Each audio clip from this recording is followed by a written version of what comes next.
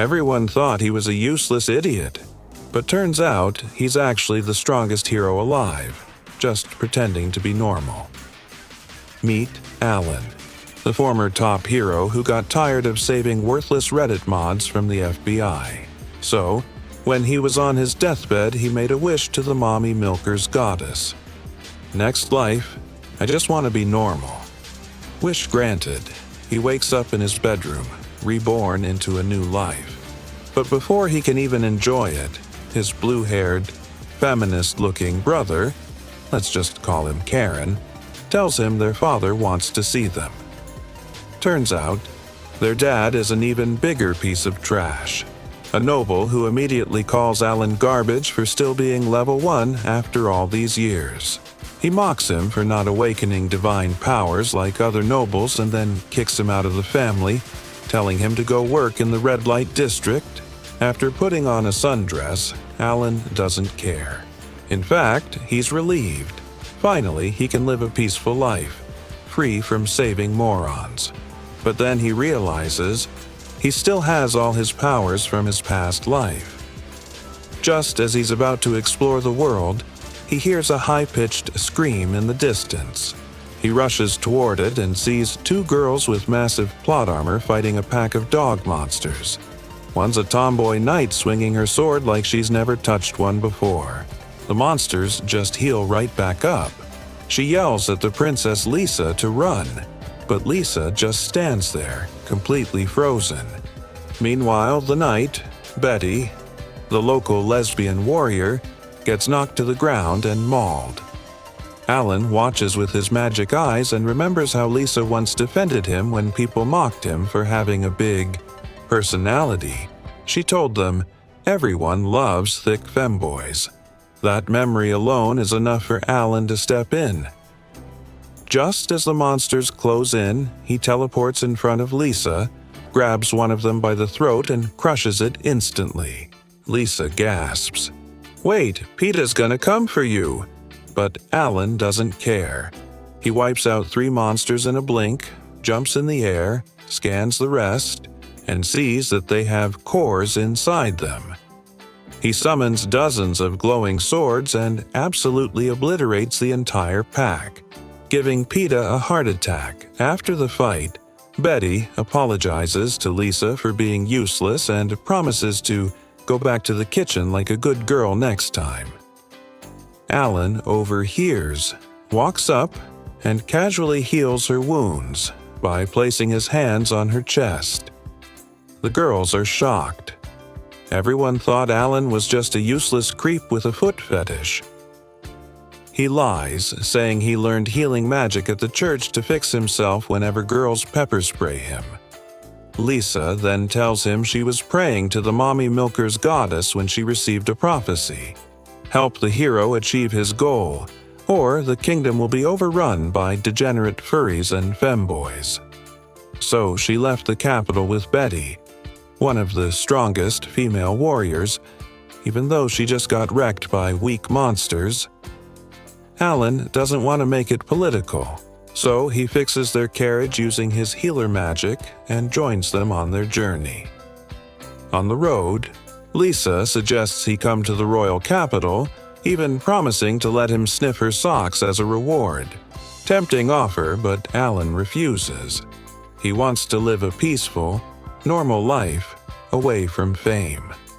Lisa looks disappointed, but he agrees to travel with her while she searches for this hero mentioned in the prophecy. Eventually, they reach a quiet village with no monsters, which is super rare. They explore the place and find it almost empty, until they see a girl being kicked out of an old man's house. The girl? Akira, a flat-chested disappointment who turns out to be the current hero. She's also holding the legendary sword that once belonged to Alan in his previous life. Lisa tries to greet her, but Akira doesn't even recognize her and just says, "Let's go eat first." Inside a small restaurant, the group sits down for lunch. And just as they start eating, Akira opens her mouth to explain who she really is. and how she ended up wielding the blade of the world's most powerful hero. Akira explains that while wandering around the village, she spotted a young girl sprinting through the woods like she just saw her browser history leaked. When Akira caught up and asked if she was okay, the girl panicked and said, "The dragon's going to eat me." So naturally, our flat-chested hero decided to go slay the dragon herself. She hid the girl in a small cave and headed into the village to gather intel. But when she asked an old man for help, the geezer looked her dead in the eye and said, "I don't talk to girls who are flatter than the earth," then threw her out of the house like yesterday's trash. Alan finds the whole situation very suspicious and starts piecing things together. He theorizes that these degenerate villagers are actually planning to sacrifice the little girl to the dragon in exchange for protection. And that's probably why there aren't any monsters in the area. His theory makes perfect sense, which is already a bad sign. So Akira decides to climb the mountain and slay the dragon herself. Lisa immediately volunteers to go with her, saying it's her divine duty according to the prophecy. And Betty, being the faithful simp she is, follows just to get a chance to smash Lisa later. Alan takes a deep breath and realizes all three of them are girls, meaning absolutely nothing productive is going to happen. So, being the only functioning brain cell of the group, he tags along, just in case they get one shot by the dragon. As they climb the mountain, Akira brags about how confident she is. She draws up a plan. "I'll take the front, you guys flank the dragon from both sides." Alan already knows this plan is dumber than a Magic Academy filler episode, so he offers to take the front himself. But Akira, high on girl power, snaps back, "Just because you've got a sword in your pants doesn't mean you're stronger than me." She even promises to spar with him after killing the dragon to prove it. Alan sighs. There's no winning an argument with a self-proclaimed feminist hero, so he just agrees. Akira marches straight up the mountain and finally meets the Red Dragon King, the strongest dragon in the world. He immediately opens his mouth and fires a massive flame blast. Akira somehow dodges it and launches her lightning magic, which turns out so weak it just tickles the dragon. The dragon literally laughs in her face and mocks her. Then, to make things worse, he reveals the little girl, tied up nearby. He admits he's been terrorizing the villagers for fun, calling them fat, lazy peasants and Akira a dishwasher, which instantly triggers her. Furious, Akira powers up, channels all her magic, and slashes the dragon, posing dramatically like she just won. But when she turns around, the dragon's completely unharmed. He laughs, slaps her into a mountain, and leaves her broken on the ground. Just as the dragon's about to finish her off, Alan appears like a final boss, slices off one of its wings and tells the girls to run. The dragon charges full speed, but Alan stays calm and unleashes an aerial slash that freezes the beast midair. The Red Dragon King, once feared by kingdoms, now looks confused as hell. Alan scans him, ready to end it, but the dragon suddenly chickens out and tries to run away, straight toward the girls. After some truly atrocious animation, the dragon threatens to kill the kitchen workers if Alan moves another inch. Alan just shrugs and charges straight in, piercing the dragon's chest with his sword. The hit explodes with so much power it looks like Alan just busted a spiritual nut so hard it obliterated the dragon. The group cheers, the dragon's toast, and Alan realizes these girls would have died in the tutorial stage without him. So he decides to postpone his retirement, at least until Lisa's mission is done. The next morning, Alan wakes up under a tree only to see Lisa staring directly at his face. He flinches and asks, "Why the hell are you staring at me like a creep?" Lisa calmly replies, "I just can't believe a person could be this ugly." Meanwhile, the little girl's sitting nearby watching the chaos, as Akira and Betty start sparring, trying to decide who gets to date Lisa first. Alan suddenly remembers that yesterday, Lisa used Saint-class healing magic to save Akira, a power that shouldn't exist anymore. He asks her about it, but Lisa quickly shuts him down, saying it's a secret. Alan promises to keep both her secret and virginity safe. Just then, Akira calls out to him saying, "If you want a shot at Lisa, you'll have to fight us first." Later that day, everyone's preparing to travel in the wagon, but Akira, being her usual stubborn self, says she wants to travel alone. Alan asks if she'll be fine, but she waves him off, claiming she can handle herself. She grabs the little girl, turns to the group and says, "Don't worry, I know exactly what I'm doing. And that's exactly what people say, right before everything goes horribly wrong. After hearing Akira talk about going to Science Island, Alan immediately gets suspicious and warns her to beware of the FBI. She waves him off and leaves with the little girl anyway, because obviously, common sense isn't part of her skill tree. Alan and the rest hop back into the wagon. Lisa apologizes for Alan's sword breaking during the fight with the dragon, then says she wants to head to a nearby village known for its degenerate population. Because her friend, Noel, lives there and forges amazing weapons, Alan tells her not to worry, but agrees to tag along. After all, any place full of degenerates sounds like home. Meanwhile, back at Alan's mansion, his father and his blue-haired disaster of a brother, Karen, are talking about how their plan failed.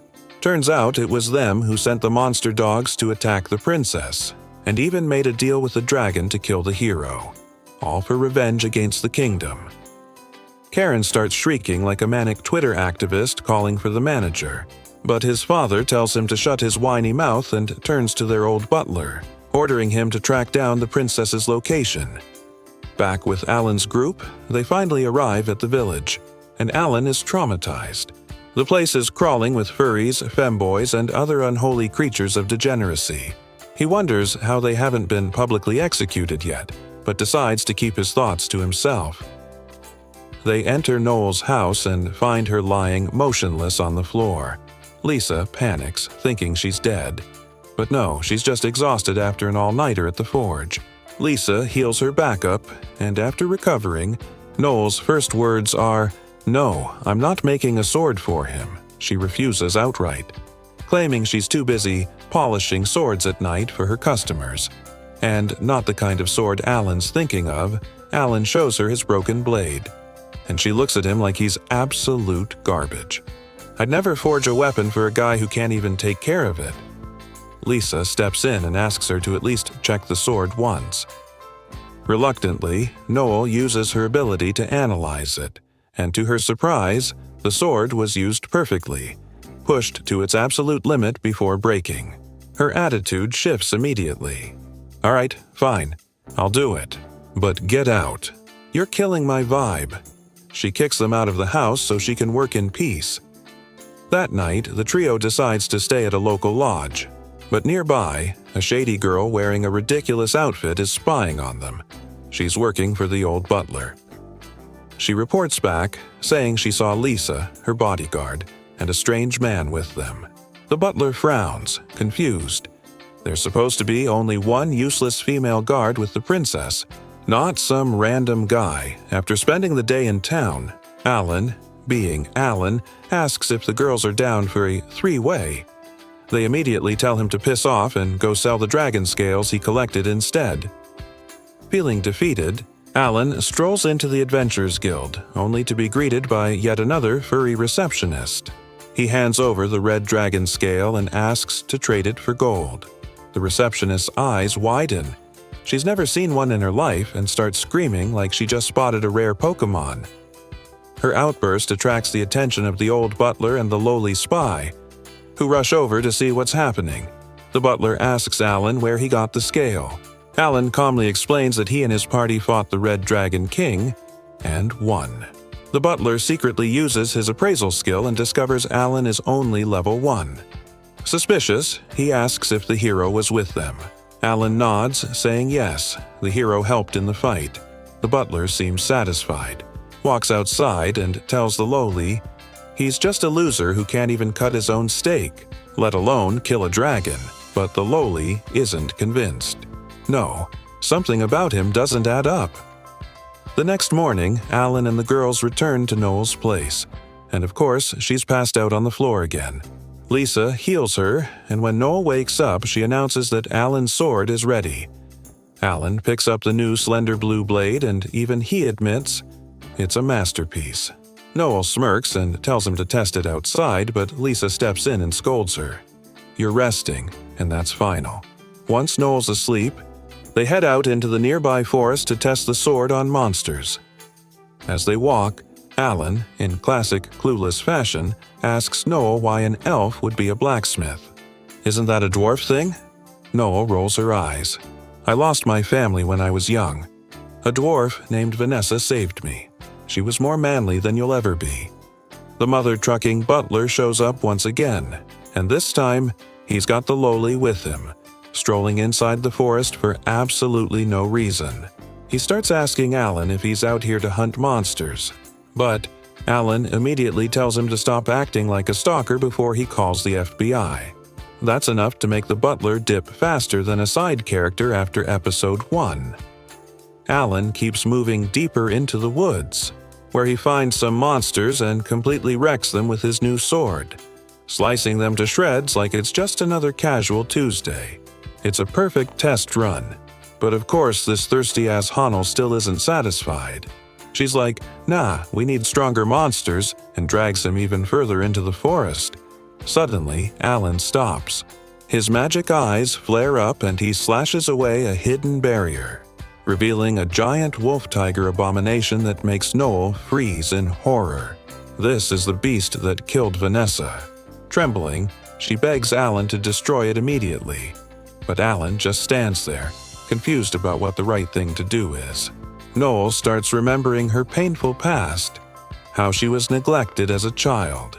Even after Vanessa took her in, she rarely spoke to her, spending every waking moment forging a sword with obsessive determination. Noel tried everything to get her attention, calling her name, asking for food, even hurting herself. But Vanessa didn't so much as glance at her. She just kept hammering away at that blade, stroke after stroke like a machine. One night, Noel got frustrated, grabbed a sword herself, and tripped over all the tools, falling hard. And still, Vanessa didn't move an inch to help her. Noel cried herself to sleep at the table. By morning, Vanessa finally finished the blade, and for the first time, Noel saw her smile. Back to the present, with tears in her eyes, Noel begs Alan to kill the creature that took Vanessa's life. But Alan refuses, saying the beast isn't harming anyone and is just peacefully resting far from human settlements. Noel snaps, grabs Alan's sword, and charges toward the monster. Alan stops her and warns that it's useless. The beast is protected by a barrier that blocks attacks below a certain level. To kill it, they'd need a sacred sword. Noel insists her sword is good enough, but Alan flat out tells her it's nowhere near sacred level. No matter how hard she tries, she won't even make a scratch. Then he turns around and walks away, saying she can do whatever she wants. The next evening, Alan returns to town and meets Lisa and Betty. He tells them everything that happened in the forest. Lisa is confused. Why would such a powerful monster just be lying low in the jungle? Alan suspects someone intentionally brought the beast there and hit it with a magic spell. Then he looks at Lisa and asks for the real reason she came to this town, because there's no way she came all this way just to forge a sword. Lisa blushes awkwardly and admits he's right. She reveals they're here to investigate the murder of the general of their army.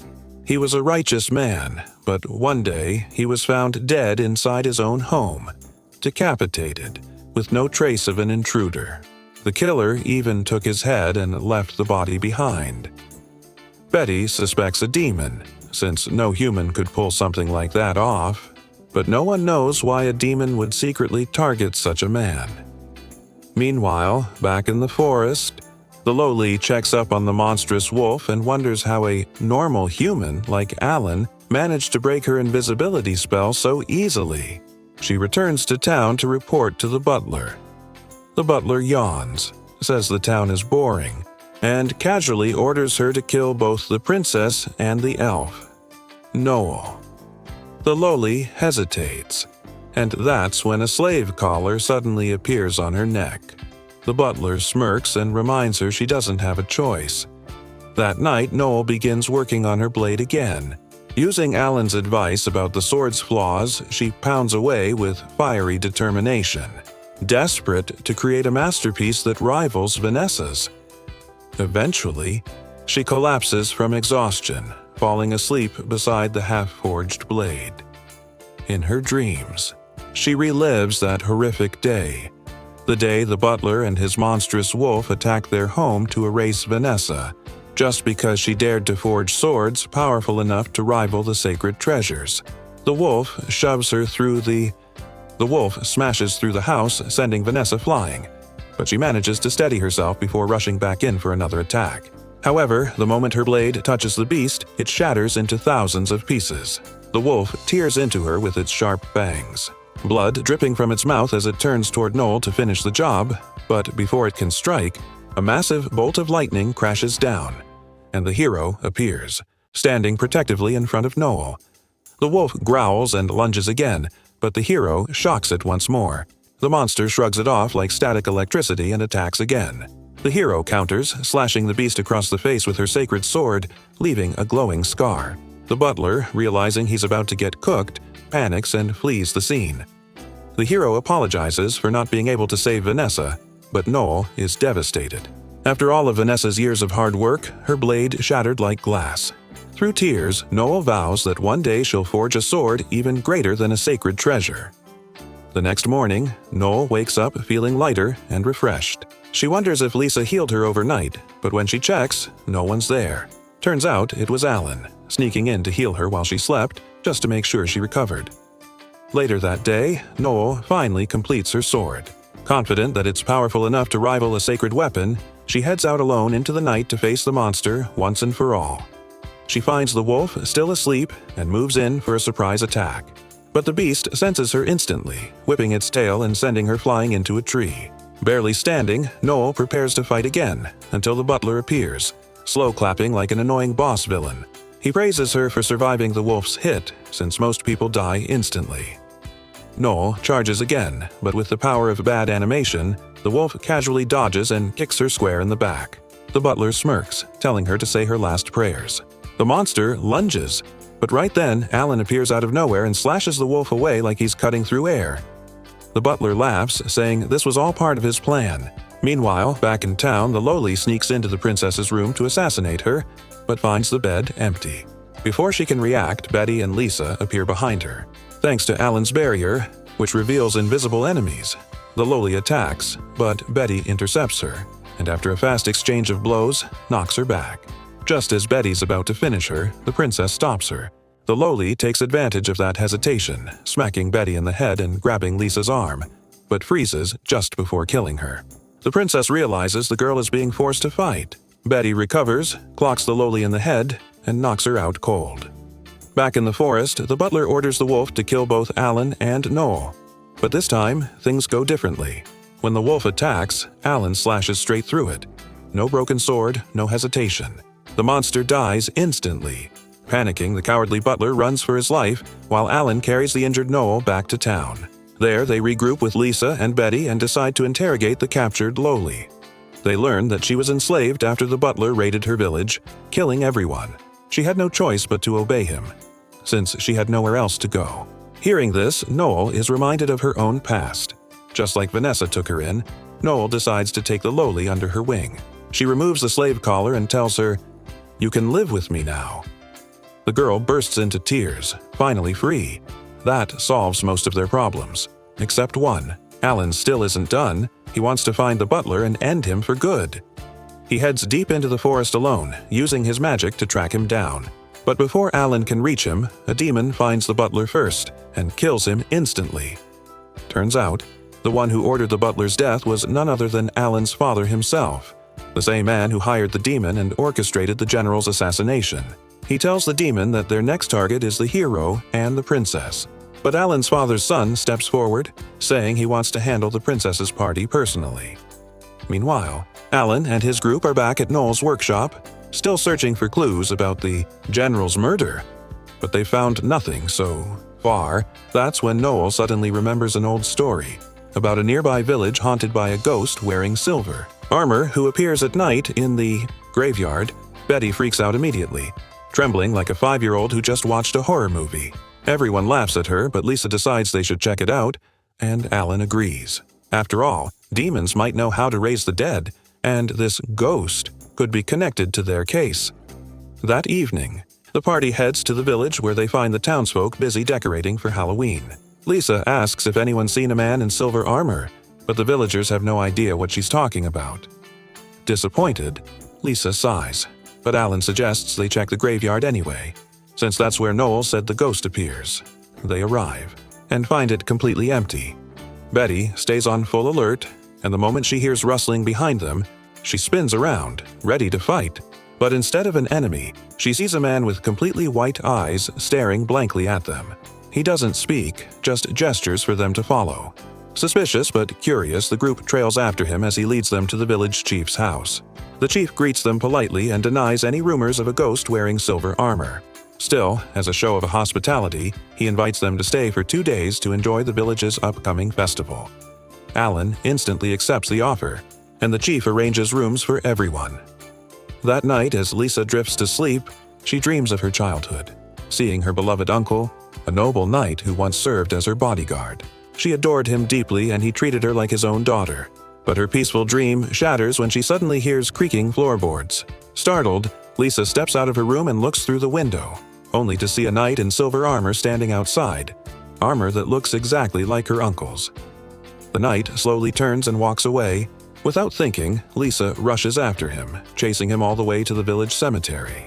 There, the knight vanishes, and suddenly, rotten hands burst out of the ground. Zombies, everywhere. Lisa screams in terror, and then jolts awake. It was all just a nightmare. Alan stands beside her, worried. She's trembling, her heart racing, and before she knows it, she's holding on to Alan tightly, whispering, "Let me stay like this for a while." The next evening, the villagers gather for their Halloween festival. Everyone's dressed like ghosts, dancing around a massive bonfire, laughing and singing under the night sky. The same white-eyed man from before approaches Alan and the girls, inviting them to join the celebration. Lisa says she's feeling tired and will rest, asking Alan and Betty to go enjoy the festival instead. Alan, still suspicious of the strange energy in this village, uses his magic eyes to scan the crowd. Sensing nothing too alarming, he nods and joins the others. But as Lisa sits alone, a streak of strange, glowing smoke drifts past her. Then, a familiar voice, her uncle's. She turns and sees him beyond the masked villagers. The same silver armor, the same presence she thought she'd lost forever. She pushes through the crowd, calling out his name, running deeper and deeper into the dark forest. The smoke thickens. The forest grows silent. And then, he appears. The Silver Knight stands before her, very real this time. He gently tells her it's dangerous to wander alone at night. But Lisa smiles softly and says she isn't afraid. Not when he's with her. She recalls the last day she saw him alive, when their carriage was ambushed by monsters on a mountain path. He fought fiercely to protect her, stabbing a beast through the chest, but both of them fell into the river below. That was the day he vanished forever. Now, face to face once again, Lisa asks where he's been all this time. The knight's voice turns cold. He says he's been hiding in the shadows, consumed by hatred. Hatred for the royal family. He claims that Lisa's own father, the king, is secretly trying to kill her. Lisa freezes. "What are you saying?" The knight insists it's true. He says the emperor has begun targeting people born with extraordinary gifts. Heroes, saints, and prodigies. Those include Noel the hero, the slain general, and even Lisa herself, who carries the divine power of a saintess. According to him, the king believes that such gifted people are apostles of God destined to overthrow his rule. That's why he plans to eliminate them all. The knight extends his hand toward Lisa. "Join me," he says, "and help me destroy your father." Lisa is stunned. Her mind races, but her heart refuses to believe it. Even if what he says is true, she insists there must be another way. That they can talk, reason, and stop this bloodshed without violence. But the knight's expression darkens. Realizing his manipulation failed, he floats into the air, his voice now echoing with demonic distortion. Black energy swirls around him, his body possessed by a dark force. He attacks Lisa, sending a blast of shadow straight toward her. Just before it hits, Alan appears, cutting through the darkness and blocking the attack with his sword. Lisa gasps. Alan steps forward, eyes glowing. He tells the knight that he's been watching Lisa from afar and already knew something was off. He reveals that the knight's body is being controlled by a demon. And then, channeling his magic, Alan breaks the spell, freeing him. The knight collapses, his armor cracking, his voice trembling. He thanks Alan for saving him from the torment of being used as a puppet, and turns to Lisa, smiling faintly. He says, Your worries are wasted on me, my dear, because I'm already dead." He kneels, the light fading from his armor, and tells her that everything he said earlier about the king. The knight reveals that everything he said earlier about the king trying to kill Lisa was a lie, words planted by the demon controlling him. With his last strength fading, he turns to Alan and asks him to protect Lisa in his place. Alan promises that he will no matter what. The knight smiles proudly, grateful to hear those words. Before he goes, he makes one final request: a duel. Alan accepts without hesitation, and the two clash under the moonlight. Sparks fly with every strike as they showcase flawless swordsmanship. It's not a battle of hatred, but of respect, a farewell between warriors. As Lisa watches them fight, she remembers her uncle's old promise, that he would protect her from all harm until a man stronger than him stood by her side. Tonight, the promise is finally fulfilled. The duel ends with Alan standing victorious. The knight collapses, resting his head on Lisa's lap. She's crying uncontrollably, but he tells her to smile, saying she was like a daughter to him and that he wishes her endless happiness. With a peaceful smile, he closes his eyes and takes his final breath. Later that night, Alan keeps watch over the quiet village from the fortified wall when the village chief approaches him. The chief asks, "How long have you known our secret?" Alan calmly replies that he knew it from the beginning, that every single villager here was already dead. The chief had been controlling them all using forbidden magic. Alan admits that he chose not to interfere because they weren't harming anyone. But the chief laughs darkly and drops the act, revealing his true identity as a demon. He summons an army of zombies to attack, but Alan easily breaks the demon's control over them and then releases a single flying slash, cutting the chief and his undead horde clean in half. As their bodies disintegrate, the demon leaves behind a glowing magic core. The next morning, as the party resumes their journey, Alan examines the core and discovers traces of his younger brother's power inside. He realizes his brother must have been the one behind Lisa's uncle's reanimation, and even the general's death. Before they can discuss it further, Lisa receives urgent news from a royal soldier. The general, who was supposed to be dead, has returned. No one can believe it. Meanwhile, Alan's younger brother, Brett, wakes up drenched in sweat after reliving a nightmare. The day everything fell apart. The day their mother died. Their father lost all compassion that day, turning bitter and cruel. He began to look at his sons with disgust, especially Brett, who was too young to understand and took out his pain on Alan, blaming him for everything. Now grown, Brett punches his pillow in frustration, unable to escape the memories. Soon, he visits his father, who is laughing maniacally while holding a burning letter in his hands. As the ashes scatter, the old man declares that it's time to begin their revenge, not just on the kingdom, but on the gods themselves. Shaken by his father's madness, Brett realizes that someone must lead this family, and that person will be him. Back in the capital, rumors begin to spread like wildfire. The dead general has returned to life, and worse, he's joined a rebellion against the king, urging the citizens to rise up. Captain Edward of the Royal Knights and his assistant walk through the busy streets, listening to the gossip. The assistant says the rumors are spreading unusually fast, as if someone's intentionally fueling them. Edward nods, agreeing that something doesn't add up. When asked if he believes the general is really back from the dead, Edward replies coldly, "It doesn't matter whether he's a ghost or a fake, he's still a threat." As they turn into a narrow alley, a tall hooded figure suddenly appears before them. They draw their swords until the man pulls down his hood, revealing himself as the Archbishop of the church. Edward lowers his weapon, surprised. "What are you doing in a dangerous place like this alone?" The Archbishop smiles faintly and says he has urgent matters to discuss in private, inviting Edward to follow. Despite his assistant's warnings, Edward agrees, claiming it's only to gather information, not to fight. The two walk to the Knights' training grounds, but as soon as they arrive, the Archbishop slips away without a word. Edward looks around, and that's when he senses killing intent. A sudden attack comes from behind. He parries it just in time, sparks flying, and finds himself face to face with his old friend, Craig, Alan's father. The two lower their weapons briefly, exchanging tense smiles. Edward notes that he hasn't seen Craig since his wife's funeral and asks why he's here now. Craig laughs mockingly, calling him a fool. Then, with a grin that chills Edward to his core, He reveals the truth. The Archbishop is already under their control. Before Edward can react, Craig lunges forward, his blade aimed straight for his old friend's heart. Yet Craig declares that he no longer has any need for this world.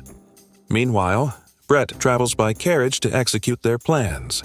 But the only thing running through his mind are the painful memories of his mother's death.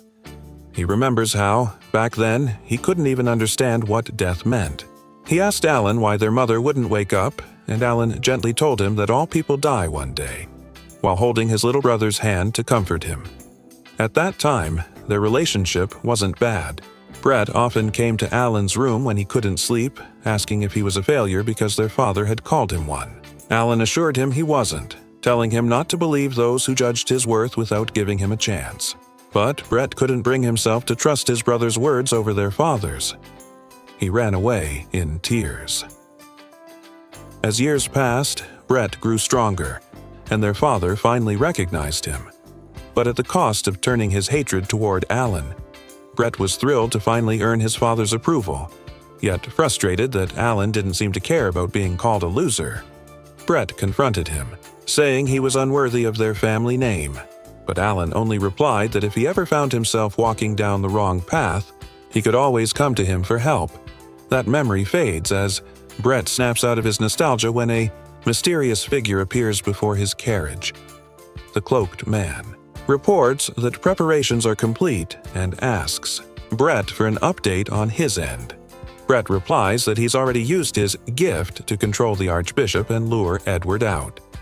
The stranger frowns, calling Edward a troublesome opponent since he can nullify any gift within a 1-meter radius. That's why he's considered invincible on the battlefield. Brett reassures him that his father is already dealing with Edward, so they don't need to worry. But Brett can't resist mocking him, pointing out how his side has been producing nothing but failures lately. The mysterious man clenches his fists in anger, but before he can respond, another one of his allies suddenly teleports beside him and announces, "The hero has appeared." Elsewhere, Akira, the hero, and the girl she adopted, Sarah, are walking through the city. Akira quickly notices a hooded figure tailing them and speeds up her pace. When they reach an empty alley, she calls out for the stalkers to reveal themselves. 4 hooded men appear, declaring that they've come to kill her. Akira scoffs. She doesn't think they're capable of such a thing. But then, they activate a cursed seal placed on Sarah and all the people from her village, turning her into a living bomb. Akira rushes to comfort the terrified girl as the attackers charge up blazing fireballs. Their leader laughs, saying that once those fireballs hit, Sarah's life force will ignite the curse, and she'll explode. They ask Akira whether she'll die alongside the girl or abandon her to save herself. Akira stands frozen in shock. At the same time, Edward's assistant arrives with several knights to check on their captain, but one of the same hooded figures appears before them. The assistant orders his men not to attack. He can tell this stranger is far beyond their level. The hooded man raises his hand and says calmly that he doesn't intend to harm them. Instead, he wants to reveal the truth about the world. Back in the main city, the Archbishop and the revived General Cyril appear before a massive crowd. Both are being secretly controlled by Brett's power. General Cyril apologizes for the confusion surrounding his supposed death, then begins addressing the people. He says he's here to reveal the truth about their world. The Archbishop steps forward and declares that the gods have been lying to them all along. The gifts people receive aren't divine blessings at all. The crowd murmurs in disbelief. Cyril urges them to think. Every person's life is dictated by the gift they receive, yet most never get the ability they truly desire or deserve. The Archbishop shouts that the gods use these gifts to control humans like puppets, but there is a way to break free, by giving up their gifts entirely. Only then, he says, can they escape the control of the gods and reclaim their destinies. The people stare in disbelief, unsure what to think, until General Cyril promises proof. Brett steps forward and tells them to look behind him. A giant, dog-like monster emerges and the crowd screams. Brett tells them not to fear. It's an artificial being they created to serve mankind. Cyril adds that one of these creatures is as strong as 10,000 soldiers, and it has no weaknesses. The crowd is stunned. But someone yells that even so, no monster can replace a person's gift. Brett smirks and says, "That's where my ability comes in." The Archbishop nods, raising his hand as he announces, "It can bring forth the..." The Archbishop proclaims that his power can awaken the true latent abilities within each person. Even if someone gives up their gift, he claims they can become far stronger than before, because these new powers will come from their own will. Together, he says, they will usher in a new era of prosperity. The crowd begins to believe him, but one man raises a question. What will happen once Brett passes away? Brett smirks, already expecting that question. He summons one of his hooded companions to answer. The figure steps forward as Brett declares that his allies will carry on his legacy, helping everyone unleash their hidden potential. The hooded figure slowly removes his hood, revealing a demon. The crowd gasps in horror, but Brett assures them that he has forged an alliance with the demons. He claims they were the ones who revealed the truth about gifts, and they alone can free humanity from the gods' control. He tells everyone that they don't need gifts to live fulfilling lives. And unbelievably, the people cheer, fully accepting his words as truth. Meanwhile, the battle between Edward and Craig nears its end, with Edward on the losing side. He's certain he nullified Craig's gift, yet his old friend remains overwhelmingly powerful. Then it hits him. Craig's strength doesn't come from a gift, but from his level. Craig confirms it proudly, declaring that by leveling up, a person can transcend humanity itself, even reaching power strong enough to kill gods. Edward is soon disarmed and forced to his knees. Craig raises his sword for the finishing blow, until a hooded figure suddenly bursts into the arena. Craig asks if they've defeated the hero, but the figure attacks him instead. The hood falls, revealing none other than Akira herself. Earlier, when the demons attacked her, Sarah had unexpectedly released a powerful barrier instead of exploding. Akira realized that Alan had secretly overwritten the curse spell before they parted ways. Thanks to him, they both survived. Elsewhere, Edward's assistant and his squad refuse to accept the demon's twisted teachings. Even if the gods use gifts to control them, they declare that they still choose to protect the kingdom by their own will. The demon smirks, then vanishes, reappearing moments later to hunt them one by one. The assistant is injured but refuses to back down, standing tall to defend his men. Suddenly, the female knight Betty arrives to support him, and together they prepare to fight. Back in the capital, Brett basks in the crowd's worship, until a familiar voice echoes across the square. "Having fun, little brother?" He turns to see Alan standing calmly before him. Alan activates a small holographic projector that exposes Brett's words and deeds for all to see. Brett panics, shouting furiously at him not to interfere, but the crowd hears everything. In that instant, his entire scheme begins to crumble. Then, Princess Lies appears and announces that she survived an assassination attempt by one of Brett's artificial monsters. The same kind the people had just been told were harmless. The crowd turns on Brett in outrage. Realizing he's lost, Brett begins laughing maniacally. "Don't blame me for what happens next," he screams. He uses his marionette ability to seize control of the knights, forcing them to attack the civilians. But Alan reacts instantly, shattering the spell before anyone gets hurt. All across the city, demons launch their assault. Akira commands everyone who can still fight to protect the citizens. Edward's assistant swears that they'll defend everyone, even if it costs their lives. Suddenly, Noel arrives with a shipment of fine weapons, ready to join the fight. Elsewhere, Akira and Captain Edward face off against Craig, who seems to predict all their movements. Edward explains that Craig's gift, Undertaker, lets him see countless possible futures. But using it drains his strength and tears at his body. Edward pleads with him, saying his late wife would never have wanted him to fall this far for power. Craig ignores him, spreading dark energy through the air. Alan soon joins the fight, striking through his father's defenses, until black tentacles burst from the vortex and drag him into Craig's mind. Inside, Alan finds a dark sphere pulsing with rage and hears his father's voice echoing from within. He realizes that Craig has become a prisoner of his own anger, just as Alan himself once ran from the betrayals of his past life. For the first time, Alan truly understands his father's pain. And though their battle has torn them apart, he knows this moment of redemption is the least he can offer. The final gift from a son who once saved a nation and a father who loved his daughter more than life itself. Later, Alan prepares to leave with Noel and the little girl. When Princess Lies runs up begging to come with them, everyone is shocked. After all, a princess leaving her palace is unheard of. But Alan just smiles. They'll find out her reasons soon enough, and that's where this part ends. If you enjoyed the story, make sure to subscribe for part 5 and check out this brand new anime where a loser gets reincarnated as a prince with god-tier abilities.